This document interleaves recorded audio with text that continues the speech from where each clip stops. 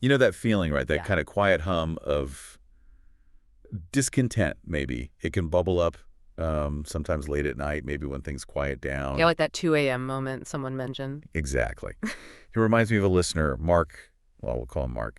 Successful lawyer, good money, the whole 9 yards. But he just felt empty. Mm-hmm. He actually left this high-powered firm, ended up teaching underprivileged kids. And when I asked him why, he basically said, I finally felt like I was doing something that mattered, you know, even with less security. Wow. That really hits on something deep, doesn't it? That strange ache, as some researchers put it, questioning where we're headed. Right. And that's really the territory Carl Jung dug into, especially in, well, his very personal work, the Red Book. So this deep dive, let's think of it as us trying to understand that quest for purpose. What actually fuels that feeling? Totally. And it's not just like navel gazing, is it? There was a 2016 study, I think, in the Journal of Positive Oh, Psychology. yeah, I know the one. It found real links between having a strong sense of purpose and, well, actual benefits, like living longer, being more optimistic, even recovering faster if you get sick. Absolutely. It shows that having that why isn't just a nice to have, it actually impacts our physical well-being tangibly. Hmm. And, the flip side, as Jung thought, is that without that meaning, people can kind of shut down. You see depression, burnout, just feeling like you're going through the motions. Yeah, just existing. So grappling with purpose, it's not really a luxury, is it? It seems pretty fundamental to just feeling alive, vital. Okay, so let's dive in then. We're talking purpose.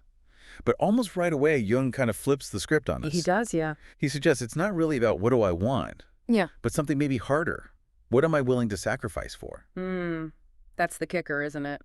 It can feel a bit uncomfortable. Definitely. Let's try and unpack that. Well, what's really powerful about Jung's take is that he didn't see this need for purpose as superficial at all. He thought it was like a core psychological drive, something deeper than just seeking pleasure or, basic survival. Like a built-in compass. Exactly, like a North Star Yeah. or, yeah, a personal compass, something that gives direction and meaning even when things get tough, which, let's face it, they do. Right. And this idea from the Red Book, this voluntary sacrifice, that's key here, isn't it? Totally central. It's not about getting more stuff or achieving things externally. It's about consciously choosing to let go of the shallower stuff, the things that don't really feed your true self. And that self he talks about, it's not about being famous or successful in society's eyes, right? Mm. It's more internal. Precisely. It's about inner transformation, which leads to that really potent quote of his. Oh, yeah. The highest truth is one and the same with the deepest suffering. The self is born in sacrifice.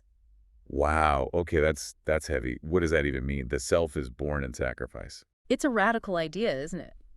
It suggests that our biggest growth, our deepest understanding, often comes when we willingly face difficulty, when we give up things that are easier or more comfortable, but ultimately less meaningful. Okay. And it's important you're saying that this isn't just about like religious sacrifice or being a martyr. Not necessarily, no. It's broader. It's about intentionally giving up something you value. That could be comfort, sure, or time, maybe safety, sometimes even aspects of your ego. Right, like maybe not needing to be right all the time. Yeah, exactly. For something you see as having, well, greater intrinsic worth, something bigger. Okay, so there's this crucial difference then between sacrifice being forced on you versus choosing it. A massive difference. If something's forced on you, losing a job, say it can just lead to anger, resentment, maybe even trauma. But when you choose to give something up, that's where the growth happens. Right, like deciding to delete Instagram for a month to focus on writing your novel versus, I don't know, your parent changing the password on you. Exactly. Perfect analogy. The choice changes everything. It changes the experience and what you get out of it. That makes total sense. It reminds me a bit of Angela Duckworth's work on grit, that idea of deliberate practice. Doing the hard things on purpose. Yeah, choosing to do the difficult stuff over and over because it leads somewhere important. It sounds like finding purpose might require that same willingness to, well, give up the easy path sometimes. Very often, yes. And Jung connects to this when he said something like, the most terrifying thing is to accept oneself completely. Why terrifying? Well, because that complete acceptance often means looking at the parts of ourselves we don't love, the messy bits, and maybe sacrificing those easy rewards or quick fixes we use to avoid dealing with them. Okay, so we make these sacrifices, but for what exactly? What are these greater things we're choosing? Well, the sources suggest it's usually quite personal, but there are common themes, right? It often centers around our core values or beliefs we hold dear, or other people, family, community, or contributing something beyond ourselves. Like justice or creativity. Exactly, or helping others. Things that tend to have a more lasting impact, you know? Mhm. Something beyond just our own immediate pleasure or comfort. It makes me think of, like, getting a gym membership but never actually going. Huh. Yeah. Well, you have the potential for health, but without the sacrifice, the time, the effort, getting sweaty, there's no real gain. Yeah. Purpose without sacrifice might be like that, just Yeah. potential. That's a great way to put it. And Jung actually warned about ending up in a life of, I think he called it shallow habits and quiet boredom, if we don't choose something worth struggling for. Oof, quiet boredom. That sounds grim. Doesn't it? It implies that avoiding all challenge might actually lead to a less meaningful life overall, There's that line you mentioned from the Red Book, too. The soul suffers not because life is tough. but because we avoid the tough parts that help us grow. Yeah, it totally reframes how we think about difficulty, doesn't it? It really does. It makes you think, okay, maybe the point isn't to avoid all pain, but to choose which pain is worthwhile. What are you willing to be uncomfortable for? Precisely. What struggle are you willing to embrace because it aligns with something deeply important to you? And that links back to what Emily Esfana Smith talked about in her TED Talk, right? Yeah. Belonging and service to others as pillars of meaning. Absolutely. That service, that contribution, almost always involves some level of sacrifice, doesn't it? Giving your time, your energy, maybe putting others' needs before your own immediate desires. Yeah, and that act of giving, of serving something bigger, that seems to be where a lot of that deep purpose comes from. It leaves a mark. It does, both on the world and, maybe more importantly, on us, on our own sense of self and meaning. Okay, let's make this even more concrete. Can we talk through some examples? Where do we see this sacrifice-purpose dynamic playing out? Sure, history gives us some pretty stark examples, like Socrates. Right, choosing the poison. Yeah, choosing death rather than abandoning his commitment to truth and philosophical inquiry. His sacrifice was entirely in service of his principles, something bigger than his own survival. And you could look at the story of Jesus too, couldn't you? Regardless of your specific beliefs. Absolutely. From a purely narrative standpoint, it's a powerful story about willing sacrifice, enduring immense suffering driven by ideals like love, forgiveness, faith. It shows how meaning can be forged through suffering if it's for a deeply held reason. But it's not just these huge historical or religious figures, right? It happens every day. Oh, completely. Think about parents. The amount of sleep, free time, maybe even career goals they sacrifice. It's immense. Yeah, definitely. But for many, raising children, nurturing that next generation provides this incredibly profound sense of purpose that makes those sacrifices feel, well, worth it, meaningful. Or like first responders, firefighters, paramedics, they literally risk their own safety. Exactly. That's a daily chosen sacrifice for the good of the community. It's right there. And the key thing, looping back, is that it's chosen. It's different from just having bad stuff happen to you. Crucially different. Losing your job or going through a breakup is painful, absolutely, but it doesn't automatically create purpose. It's the voluntary aspect of sacrifice that seems linked to growth. And there was that Harvard Business Review study you mentioned. Yeah, 2018, it suggested a link between people who voluntarily took on difficult tasks or made sacrifices at work and experiencing growth in leadership and feeling a stronger sense of purpose. So there's some research backing this up, too. Okay, this is all fascinating, but it brings it right back to us, doesn't it? Yeah. To you listening. That big question. What am I willing to sacrifice for? Yeah.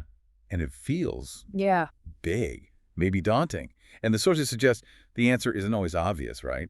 It can change. That's exactly right. Dr. William Damon at Stanford talks about purpose as a developing commitment. It's not usually a lightning bolt moment. It evolves as we live, as we learn, as our values shift. So how do we even start thinking about this for ourselves? Yeah. Where do we look? Well, one place to start is just noticing. Pay attention to where you already willingly put your time and energy, especially the hard stuff. What do you choose to do even when it's difficult or when nobody's making you? That's a good pointer. And also, maybe not running away from pain quite so fast. Jung's idea wasn't to eliminate suffering, which is impossible anyway, but to ask, what is this difficulty teaching me? What is it asking of me? Right. Like that woman you mentioned who lost her son. Yes, and channeled that immense grief into creating a support group. She didn't erase the pain, but she transformed her relationship to it by using it in service of others, finding meaning in the hardship. So the question becomes less, how do I avoid this? And more, what is this asking of me?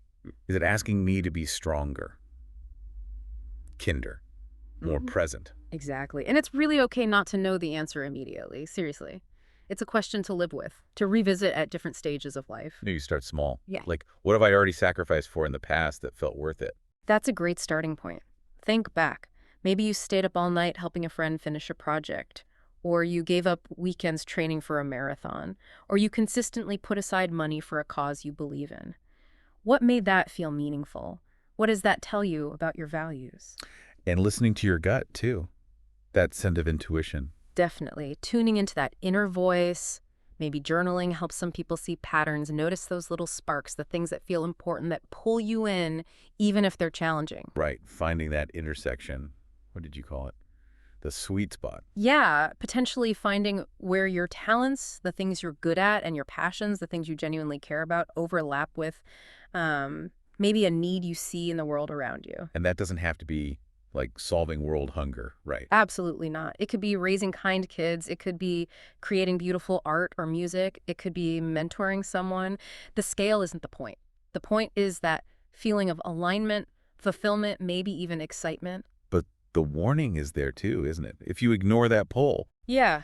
If you consistently ignore that inner nudge towards something that feels meaningful, even if it's hard, Jung suggests life can start to feel, well, off, yeah. like something crucial is missing. Okay, so summing this all up, the big takeaway seems to be that real deep meaning often doesn't just happen to us. We kind of build it through choosing to sacrifice for things that truly matter to us. Exactly. It's the chosen sacrifice, not the forced kind, that seems to build character, build resilience, and ultimately helps us find our why.